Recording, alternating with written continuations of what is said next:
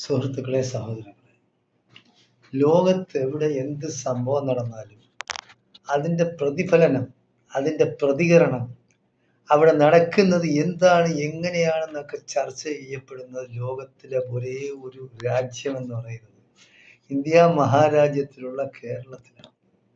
കേരളത്തിലെ ജനങ്ങളാണ് തീരുമാനിക്കുന്നത് ആര് ജയിക്കും, ആര് യുദ്ധം ചെയ്യും, ആരൊക്കെ ചെയ്യും, ഏതുവരെ പോകും, ആരോടൊപ്പം കാണും, ആർക്കാണ് ജയം, ആർക്കാണ് തോൽവി, എല്ലാം അവരങ്ങ് പ്രഡിക്റ്റ് ചെയ്യും, അവർ മുൻകൂട്ടി പ്രവചിക്കും. ഇപ്പോൾ നടക്കുന്നത് പലസ്തീനിലെ പ്രശ്നമാണ്. പലസ്തീനിലെ പ്രശ്നം നമുക്കറിയാം, എല്ലാവർക്കും അറിയാവുന്ന കാര്യമാണ്. 48-ന് മുമ്പ് ഇസ്രയേൽ എന്ന് പറയുന്ന ഒരു രാജ്യമില്ലായിരുന്നു. ഇപ്പോൾ കേരളത്തിൽ തന്നെ ഒരു കവയിത്രിയാണോ എന്ന് അറിഞ്ഞൂടാ, ഫേസ്ബുക്കിൽ ഞാൻ കണ്ടതാണ്. അവർ പറയാണ്, ഞാൻ ജനിക്കുമ്പോൾ ഇസ്രയേൽ എന്ന് പറയുന്ന രാജ്യമില്ല, ഫലസ്തീൻ എന്ന് പറയുന്ന രാജ്യം ഉണ്ടായിരുന്നു. ഇസ്രയേൽ എന്ന് പറയുന്ന രാജ്യം പിന്നെ 48-ന് ശേഷം വന്നു. അപ്പോൾ അവർ 48-ന് മുമ്പ് ജനിച്ചവരായിരിക്കും. അപ്പോൾ ഒരു 10-85 90-95 വയസ്സെങ്കിലും കാണും. എന്തായാലും ശരി, അത്രയും കാണുന്നുണ്ട് ആ ഫേസ്ബുക്കിൽ അവരുടെ പ്രായം കാണുമ്പോൾ. എന്തായാലും ശരി, ഫലസ്തീൻ എന്ന് പറയുന്ന രാജ്യം നേരത്തെ ഉള്ളതാണ്. അത് ഇവിടെ ചില വിഡ്ഢികളായ കുറെ ആൾക്കാർ, ഡോക്ടറേറ്റ് ഉള്ളവന്മാർ, ഏതിലൊക്കെയാ ഡോക്ടറേറ്റ്, ചില വിഷ ജന്തുക്കളിലെ ഡോക്ടറേറ്റ് ആണോ, വേറെ ഏതെങ്കിലും വിഷയങ്ങളിലുള്ള ഡോക്ടറേറ്റ് ആണോ, ഹോമിയോ ഡോക്ടറാണോ, പല്ല് ഡോക്ടറാണോ എന്നൊന്നും അറിഞ്ഞൂടെ കുറേ എണ്ണം അങ്ങനെ ചാനലുകളിൽ വന്നിരുന്നു ഓരോരുത്തന്മാർ വിഡ്ഢിത്തരം ഇങ്ങനെ വിളമ്പുന്നുണ്ട്.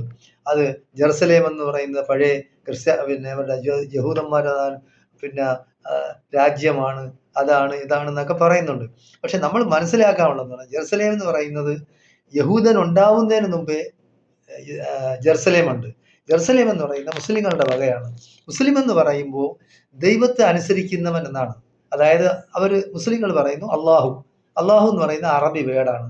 അപ്പൊ അള്ളാഹു എന്ന് പറഞ്ഞാൽ ദൈവം. അതായത് പണ്ട് കാലത്ത് ഇപ്പോൾ പല വേദഗ്രന്ഥങ്ങളും ഇറങ്ങിയിട്ടുണ്ടെന്ന് പറഞ്ഞാൽ ലോകത്ത് 4 ഗ്രന്ഥങ്ങൾ ഇറങ്ങിയിട്ടുണ്ടെന്ന് 3 സമുദായങ്ങൾ, ഇപ്പൊ നിലവിലുള്ള 3 സമുദായങ്ങൾ സമ്മതിക്കുന്നുണ്ട്. ഒന്ന് തൗറാത്ത് എന്ന് അറബിൽ പറയും, യഹൂദന്മാര് തോറ എന്ന് പറയും. സബൂർ എന്ന് പറയുന്ന ദാവൂദ് നബി, അതായത് കിങ് ഡേവിഡ്, ക്രിസ്ത്യൻസ് അങ്ങനെയാണ് പറയുന്നത്, കിങ് ഡേവിഡ് എന്ന് പറയും. അപ്പോ കിങ് ഡേവിഡ്, ദാവൂദ് നബി ഉള്ള കാലത്ത് പിന്നെ ക്രിസ്ത്യാനികളില്ല. അതാണ് നമ്മൾ മനസ്സിലാക്കാനുള്ള. ചരിത്രം പഠിക്കാതെ വിഡ്ഢിത്തരം വന്നിരുന്നു ഓരോരുത്തർ പറയും. ഒരു ഡോക്ടർ എന്ന് പറയുന്നവൻ, അവൻ എന്താണ് അവന്റെ പേര്, അവൻ വന്നിരുന്ന് പറയാണ് ലോകത്തിലെ പുരാതന മതം യഹൂദ മതമാണ്. എത്ര വിവരമുണ്ട്! ഈ കള്ളം പറയുന്നതിനൊക്കെ ഒരു മര്യാദ വേണ്ടേ? എത്ര വിവരമുണ്ട് അവന്? വിവരമില്ലാത്തവനാണ് അവൻ. അവൻ പറയാണ് യഹൂദ മതമാണ് പുരാതന മതമാണ്. അപ്പോൾ യഹൂദ മതം വന്നെന്ന് പറയുന്നത് തന്നെ, അവർ വിശ്വസിക്കുന്നത് തന്നെ, ഈ യഹൂദന്മാർ വിശ്വസിക്കുന്ന മൂസാ നബിയിലാണ്. മോസസ് എന്നാണ് അവർ വിളിക്കുന്നത്. അപ്പൊ ഈ മോസസിന് ശേഷമാണ് ഈ യഹൂദ മതം ഉണ്ടാക്കുന്നത്. അവർ ജീവിച്ചിരിക്കുമ്പോൾ ഉണ്ടാക്കിയിട്ടില്ല. അതുപോലെ ക്രിസ്ത്യൻ മതം എന്ന് പറയുന്നത് അതായത് ജീസസിന് ശേഷമാണ് ക്രിസ്ത്യൻ മതം ഉണ്ടാവുന്നത്. അല്ലാതെ ജീസസ് ക്രിസ്ത്യൻ മതം ഉണ്ടാക്കിയിട്ടില്ല. അപ്പൊ അതൊക്കെ ചരിത്രം നമ്മൾ മനസ്സിലാക്കാം. അപ്പോൾ 4 ഗ്രന്ഥങ്ങളാണ് ലോകത്ത് പരിപൂർണമായിട്ടുണ്ടായിരുന്നത്. ഒന്ന് തൗറാത്ത്, ഈ യഹൂദന്മാരുടെ എന്ന് പറയുന്നത്, അതായത് മോസസിന്റെ ഗ്രന്ഥം തോറ. സബൂർ എന്ന് പറയുന്ന ദാവൂദ് നബിയുടെയാണ്. അപ്പോൾ അതിന് പിന്നെ പിൽക്കാലത്തൊന്നും ആളും പേരും ഒന്നുമില്ല. സബൂർ. ഇഞ്ചീൽ എന്ന് പറയുന്നത് ഈ ബൈബിൾ എന്ന് പറയും, അതായത് ക്രിസ്ത്യാനികൾ ഇപ്പോൾ കൊണ്ടു നടക്കുന്ന ബൈബിള്. അതിൽ ഒരുപാട് രൂപമാറ്റവും ഭാഷാമാറ്റവും അതും ഇതൊക്കെ വരുത്തിയിട്ടുണ്ട്. പിന്നെ ഖുർആൻ എന്ന് പറയുന്നത് മുസ്ലിങ്ങളുടെ, യഥാർത്ഥത്തിൽ മുസ്ലിങ്ങളുടെ മാത്രം ഗ്രന്ഥമല്ല, മുഹമ്മദിന് അവതരിച്ച ഗ്രന്ഥമാണ് ഈ ഖുർആൻ എന്ന് പറയുന്നത്. ഖുർആൻ എന്ന് പറയുന്നത് മാനവരാശിക്ക് വേണ്ടിയാണ്. അതായത് ഈ ലോകം ഉണ്ടായത് മുതൽ അവസാനം വരെ, ഈ ലോകത്തിന്റെ അവസാനം വരെയുമുള്ള ജനതയ്ക്ക് വേണ്ടിയാണ് ഈ ഖുർആൻ അവതരിച്ചിരിക്കുന്നത്. ഖുർആൻ അവതരിച്ചതെന്ന് പറഞ്ഞാൽ നമ്മൾ ഖുർആനെ പറ്റി ഒന്ന് പഠിക്കുക, അതിനെപ്പറ്റി ഒന്ന് അറിയാതെ നമ്മൾ അതിനെപ്പറ്റി വിമർശിച്ചിട്ടൊരു കാര്യമില്ല. ഖുർആൻ എന്ന് പറയുന്നത് നമുക്കറിയാം. ഞാൻ ഒരുപാട് പ്രാവശ്യം അതിന്റെ തർജ്ജമ വായിച്ചിട്ടുള്ളതാണ്, ഇംഗ്ലീഷിലും മലയാളത്തിലും ഒക്കെ.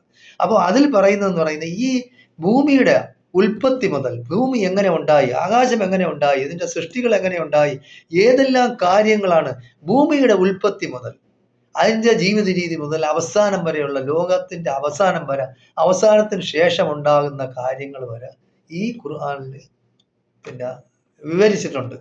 അത് വായിച്ചു നോക്കിയാലേ പഠിക്കാൻ കഴിയുള്ളൂ. ഇപ്പൊ മുസ്ലിമിനെയും ഇസ്ലാമിനെയും വിമർശിക്കുന്ന ആൾക്കാരെ കൊണ്ട് ലോകം നിറഞ്ഞിരിക്കുകയാണ്. കാരണം അവർക്ക് ഭയമാണ് ഇസ്ലാമിന്. ഇസ്ലാമിനെ എന്തുകൊണ്ടാണ് അവർ ഭയക്കുന്നത്? കാര്യം അതിൽ കുറെ സത്യമാണ് പറയുന്നത് എന്ന് പറഞ്ഞാൽ, ദൈവവിശ്വാസം എന്ന് പറഞ്ഞാൽ കറക്റ്റിന് സത്യമായിട്ടാണ് പറയുന്നത്.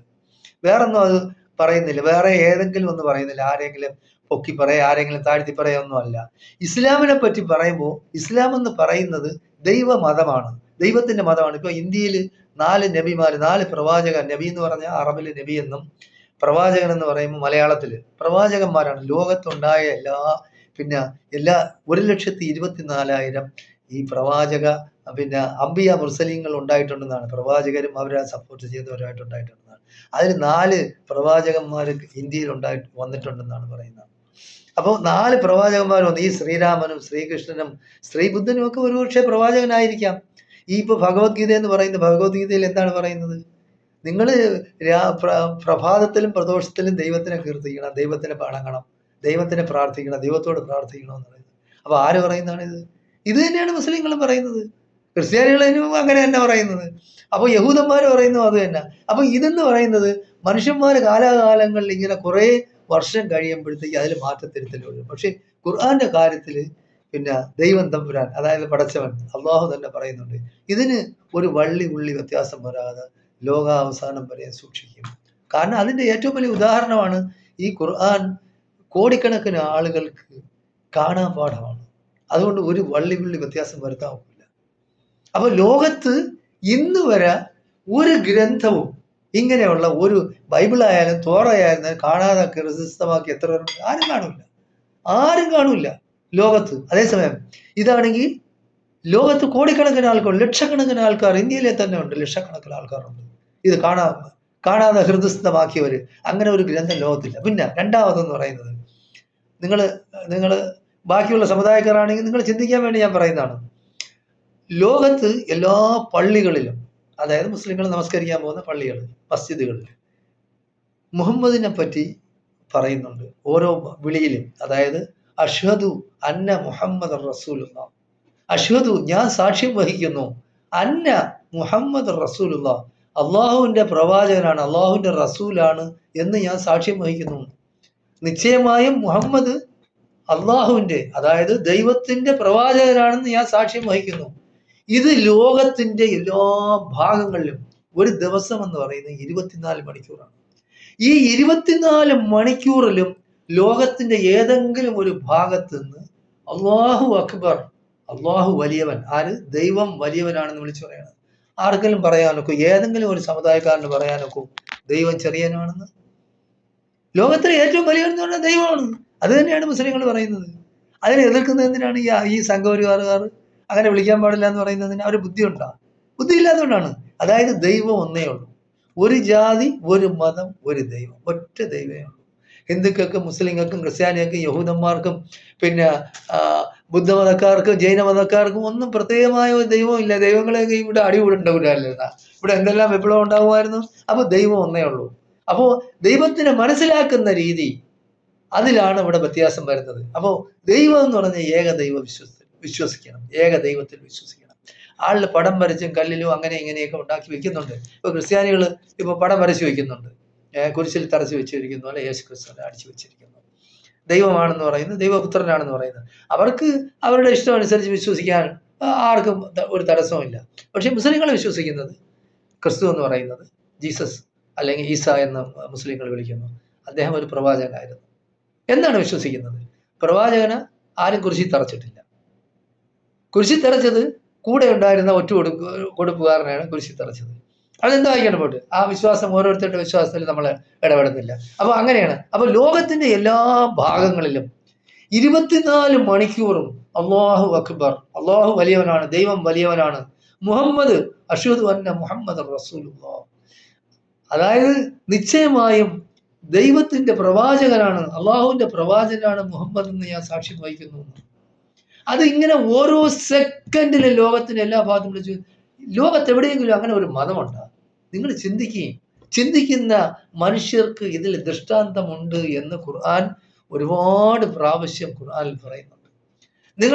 എനിക്ക് ബാക്കിയുള്ള സമുദായക്കാരോട് പറയാനുള്ളത്, ഇപ്പൊ മുസ്ലിങ്ങളെല്ലാം ഭഗവത്ഗീത പഠിക്കുന്നുണ്ട്, ബൈബിൾ പഠിക്കുന്നുണ്ട്, ബാക്കിയുള്ള കാര്യങ്ങളെല്ലാം പഠിച്ച് അവർ അർത്ഥം പറയുന്നുണ്ട്.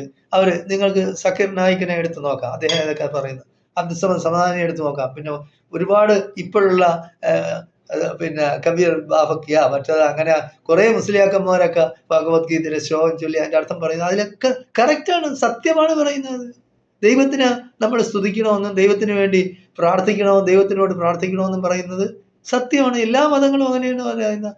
മതം മനുഷ്യൻ ഉണ്ടാക്കുമ്പോഴത്തേക്ക് നമ്മൾ ചിന്തിക്കാനുള്ളത് ദൈവം ഒന്നേ ഉള്ളൂ. അപ്പൊ എന്തായാലും ശരി, ഞാൻ പറഞ്ഞു വന്നത് ഇപ്പോ ഈ ഇസ്രയേലിന്റെ കാര്യമാണ് പറഞ്ഞത്. അപ്പോൾ ഇസ്രയേലും പിന്നെ ഫലസ്തീനുമായിട്ടുള്ള യുദ്ധം ചർച്ച ചെയ്യുന്നതും പിന്നെ അവിടെ ആളുകൾ തമ്മിൽ വാക്കേറ്റം ഉണ്ടാവുന്നതും ഓരോ സൈഡ് ഇസ്രായേലിന്റെ സൈഡ് പിടിക്കുന്നതും ഫലസ്തീൻ്റെ സൈഡ് പിടിക്കുന്നതും ഒക്കെ കേരളത്തിലാണ്. ലോകത്ത് എന്ത് സംഭവം നടന്നാലും അതിൻ്റെ പ്രതിധ്വനി ഉണ്ടാകുന്നത് കേരളത്തിലാണ്. ഫുട്ബോൾ ആയിരുന്നാലും ശരി, ലോക ഫുട്ബോൾ എടുത്തു നോക്കിയാൽ അർജന്റീനയും ബ്രസീലുമായിട്ടാണ് കളിയെങ്കിൽ ആരെ കൂടെ ജനങ്ങൾ പറയും ഞാൻ അർജന്റീന, ഞാൻ ബ്രസീൽ.